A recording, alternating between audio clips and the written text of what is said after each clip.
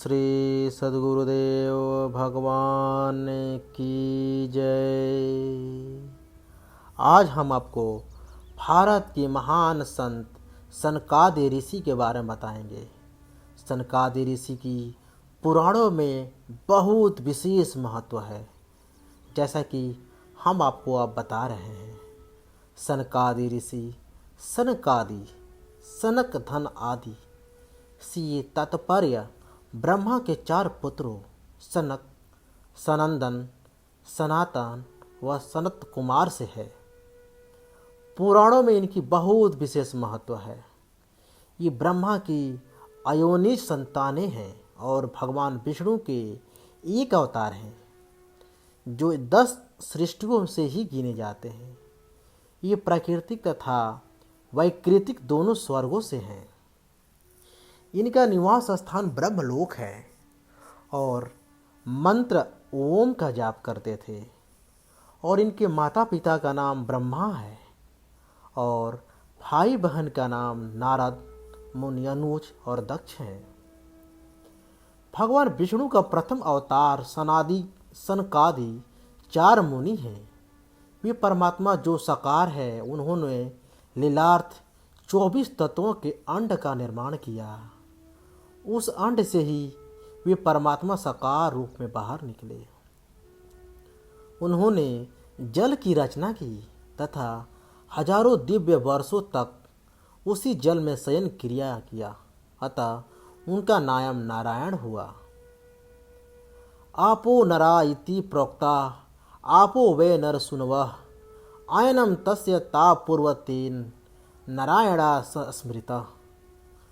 उन्हें जब बहू होने की इच्छा हुई, तब वे उठे तथा अंड के अधिभूत, आध्यात्म तथा अधिदैव ये तीनों खंड किए। उन परमात्मा के आंतरिक आकाश से इंद्रिय, मन तथा देह शक्ति उत्पन्न हुई। साथ ही सूत्र, महान तथा असु नामक 3 प्राण भी उत्पन्न हुए। उनके खाने की इच्छा के कारण अंड से मुख निकला, जिसके अधिदेव वरुण तथा विषय रसस्वंदन हुआ। इसी प्रकार बोलने की इच्छा के कारण वाक इंद्रिय हुई, जिसके देव अग्नि तथा भाषण विषय हुआ।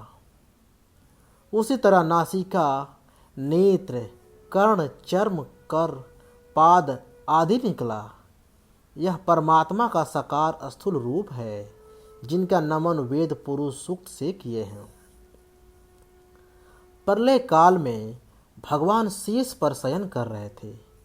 वे आदि मध्यान्तिहीनाय निर्गुणाय गुणात्मने, अतः शीश जो सबके बाद भी रहते हैं, वही उनकी सैया है। सृष्टि की इच्छा से जब उन्होंने आंखें खोली तो देखा कि संपूर्ण लोक उनमें लीन है। तभी रजोगुण से प्रेरित परमात्मा की नाभि से कमल अंकुरित हो गया, जिससे संपूर्ण जल प्रकाशमय हो गया।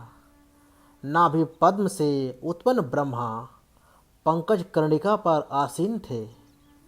ब्रह्मा जी ने सोचा कि मैं कौन हूँ, मैं क्यों हूँ तथा मेरे जनक कौन हैं। वे कमल नाल के सहारे जल में प्रविष्ट हुए तथा 100 वर्ष तक निरंतर खोज करने पर भी कोई प्राप्ति नहीं हुआ। अंत में वे पुनः यथास्थान बैठ गए। वहाँ हजारों वर्षों तक समाधिस्थ रहे। तभी उन्हें पुरुषोत्तम परमात्मा के दर्शन हुए। शेषनाग में शयन कर रहे प्रभु का नीलमणि के समान देह अनेक आभूषणों से आच्छादित था तथा वनमाला और कौस्तुभ मणि स्वयं को भाग्यवान मान रहे थे।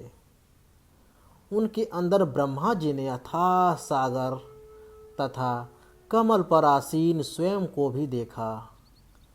ब्रह्मा जी भगवान की स्तुति करने लगे। ज्ञातो वसी मेघदम सुचिराननु भाजम न ज्ञाते भगवते गति रीत्य वदम नान्य तत्वदस्ति भगवान अपनी तनम शुद्धम माया गुण व्यति कारज्ञ दुर्विभाषी। भागवत में कहा गया है कि चिरकाल से मैं आपसे अनजान था, आज आपके दर्शन हो गए। मैंने आपको जानने का प्रयास नहीं किया। यही हम सब का सबसे बड़ा दोष है, क्योंकि समस्त ब्रह्मांड में आप ही जानने योग्य हैं। हे परम तप,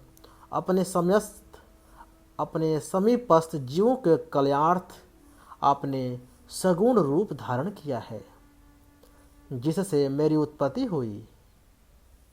निर्गुण भी इससे भी नहीं है। श्री भगवान ने कहा, मैं तुमसे प्रसन्न हूँ, जाओ सृष्टि करो। प्रलय से जो प्रजा मुझ में लीन हो गई, उसकी पुनः उत्पत्ति करो। और भगवान अंतर्धान हो गए। ब्रह्मा जी ने 100 वर्षों तक तपस्या की। उस समय प्रलयकाली वायु के द्वारा जल तथा कमल दोनों आंदोलित हो उठे। ब्रह्मा जी ने तप की शक्ति से उस वायु को जल सहित पी लिया।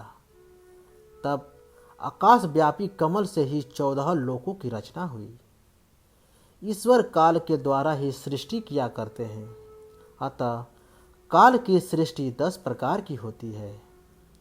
पहला महत्व, दूसरा अहंकार, तीसरा तन्मात्राएं, चौथा इंद्रियां, पांचवा इंद्रियों के अधिष्ठाता देवता और छठवां पंचपर्वा अविद्या, जिसमें तम मोह, महामोह, तामिस्त्र, अंधामिस्त्र ऊपर उक्त 6 सृष्टियां प्राकृतिक सर्ग कहलाते हैं और 7वां स्थावर है, 8वां तिर्यक और 9वां मनुष्य है। ये वैकृतिक सर्ग कहलाती है। इन सृष्टियों से ब्रह्मा जी को संतुष्टि न मिली। तब उन्होंने मन में नारायण का ध्यान कर मन से 10वीं सृष्टि सनकादि मुनियों की थी, जो साक्षात भगवान ही थे। ये सनकादि 4 सनत, सनंदन, सनातन, सनत कुमार नामक महर्षि हैं तथा इनकी आयु सदैव 5 वर्ष की रहती है। ब्रह्मा जी ने उन बालकों से कहा कि पुत्र, जाओ सृष्टि करो। सनकादि मुनियों ने ब्रह्मा जी से कहा, हे पिताश्री, क्षमा करें, हमारे हेतु यहाँ माया तो अप्रत्यक्ष है। हम भगवान की उपासना से बड़ा किसी वस्तु को नहीं मानते, अतः हम भाई जाकर उन्हीं की भक्ति करेंगे। और सनकादि मुनि वहाँ से चल पड़े। वे वहीं जाया करते हैं जहाँ परमात्मा का भजन होता है। नारद जी को इन्होंने भागवत सुनाया था तथा ये स्वयं भगवान शीश से भगवान श्रवण किए थे। ये जितने छोटे दिखते हैं उतने ही विद्या कंज हैं। ये चारों वेदों के ही रूप कहे जा सकते हैं। यही जय विजय को श्राप दिए थे। जय विजय एक समय चारों सनकादि कुमार भगवान विष्णु के दर्शनार्थ वैकुंठ जा पहुँचे। वे वहाँ के सौंदर्य को देखकर बड़े प्रसन्न हुए। वहाँ स्फटिक मणि के स्तंभ थे। भूमि पर भी अनेकों माड़ियाँ जड़ी थी। भगवान के सभी पार्षद नंद सुनंद सहित वैकुंठ के पति का सदैव गुणगान किया करते हैं। चारों मुनि 6 ढूंढियाँ लांघ कर जैसे ही 7वीं ढूंढी पर चढ़े, उनका दृष्टिपात दो महाबलशाली द्वारपाल जय तथा विजय पर हुआ। कुमार जैसे ही आगे बढ़े, दोनों द्वारपालों ने मुनियों को धृष्टतापूर्वक रोक दिया। यद्यपि वे रोकने योग्य न थे, इस पर सदा शांत रहने वाले सनकादि मुनियों को भगवत इच्छा से क्रोध आ गया। वे द्वारपालों से बोले, अरे बड़ा आश्चर्य है, वैकुंठ के निवासी होकर भी तुम्हारा विषम स्वभाव नहीं समाप्त हुआ। तुम लोग तो सर्पों के समान हो। तुम यहाँ रहने योग्य नहीं, अतः तुम नीचे लोक में जाओ, तुम्हारा पतन हो जाए। इस पर दोनों द्वारपाल मुनियों के चरणों पर गिर पड़े। तभी भगवान का आगमन हुआ। मुनियों ने भगवान को प्रणाम किया।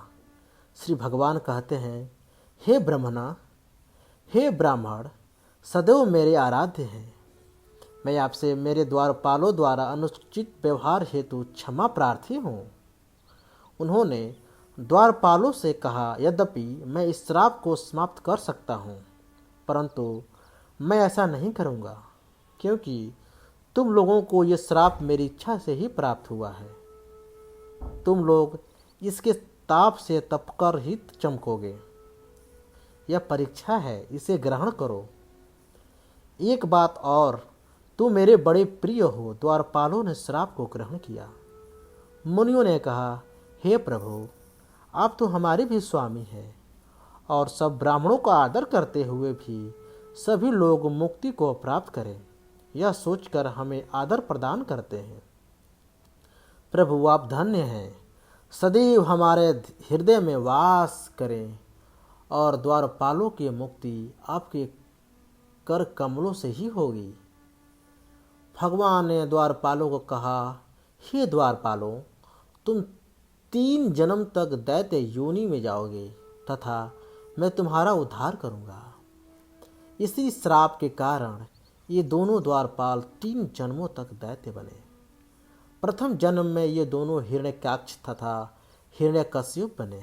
द्वितीय में रावण तथा कुंभकर्ण तथा तृतीय जन्म में ये ही शिशुपाल तथा दंतवक्र थे।